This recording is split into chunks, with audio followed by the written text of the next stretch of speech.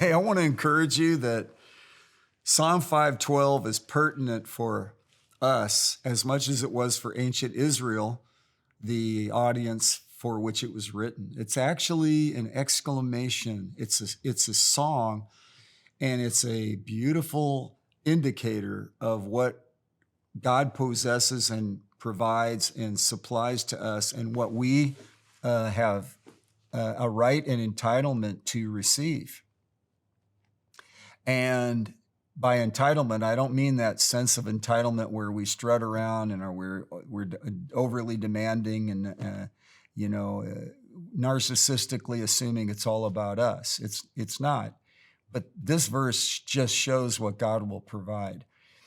In chapter 5, verse 12, it says, the Lord will bless the righteous man. He'll surround him with favor as a shield. Favor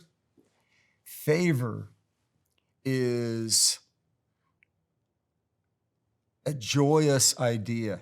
Think about this. It's the opposite of rejection.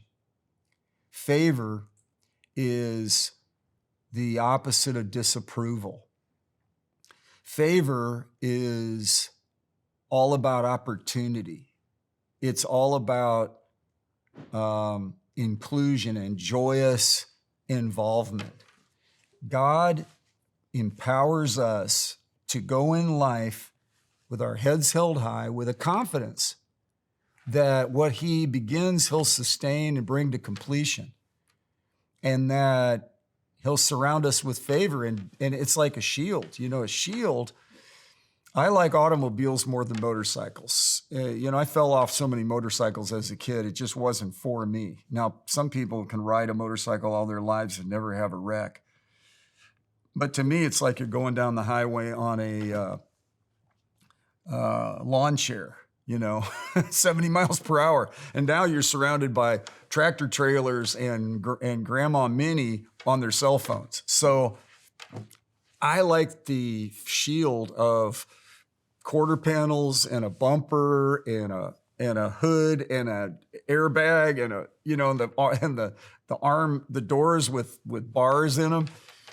I like the idea of, I visited a factory and they gave me eye protection to shield my eyes because there was a lot of, sparks were flying over there, paint particles were flying over there, dust, sawing, drilling, and they were shielding my eyes. And favor will shield us from rejection. Favor shields us from fear. When you're going into a thing where I have favor with God, man, I'll tell you, I went to the war in Kosovo, and I went to the United Nations headquarters. I walked right in, and I was surrounded by favor. I went there representing our church and our relief organization. And we had been called upon to help build shelters. And because there were 1 million displaced people, and it was in the winter in a harsh zone in Southern Europe.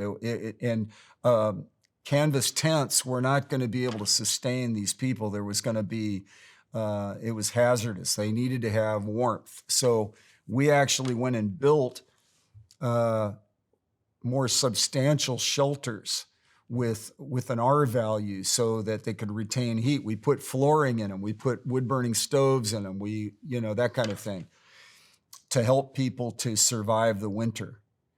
But I had so much favor that the woman that was in charge of the United Nations High Commissioner for Refugees, UNHCR, I think that's what it was, gave me a designation of a particular village, and it was our responsibility, the organization I represented, and we had favor.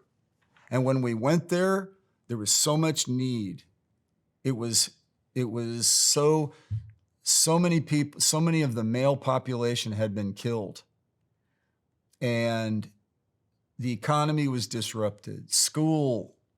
The enemies put landmines on the schoolyards. It was a rough moment, and there was a need for food, and there was a need for dental clinic, and we built one of those, and we ultimately built a school, another school that they had never had a school in this village. God supplied. He supplies. It says in 2 Corinthians chapter 9, this favor, he's able to make all grace abound to you. Favor and grace are very synonymous. In fact, that word grace and favor and gifts they're all translated that way. It's from the word charis, or it's a provision of God that actually is to be expected. And again, I'm not going to advocate that we come in with a sense of entitlement, snap our fingers like we're supposed to be served. But what it is this is the way God operates, and how much he loves his people, how much he cares for us, and he wants to surround you with favor at work, favor in the store, favor at the gas station, favor in your neighborhood, favor as the world is imploding, favor as things are getting tough, favor through the trials. My God is faithful, and he's able to make all grace abound to you, so that always, having all sufficiency in everything, you may have an abundance for every good deed. Wow. Every good deed. We're created in Christ Jesus for good works, which he prepared beforehand that we should walk in them. So my point with this is he'll surround you with favor. He'll give you opportunities. He'll give you the provision you need to fulfill what God's called you to do. Whom he calls, he equips. So stay in touch with that. Use your faith for that.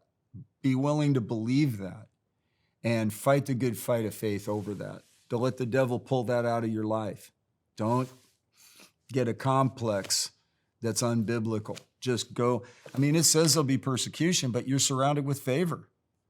So even in the midst of that, we're to pray for those who persecute us. So we're at an advantageous situation, whether things are easy and smooth or whether they're hard and challenging. Paul said, I've learned the secret of being filled and going hungry, of getting along in abundance and suffering need. He said, I can do all things through Christ who strengthens me. That verse, which is often quoted in the context, is whatever my circumstance, I have favor. God bless you.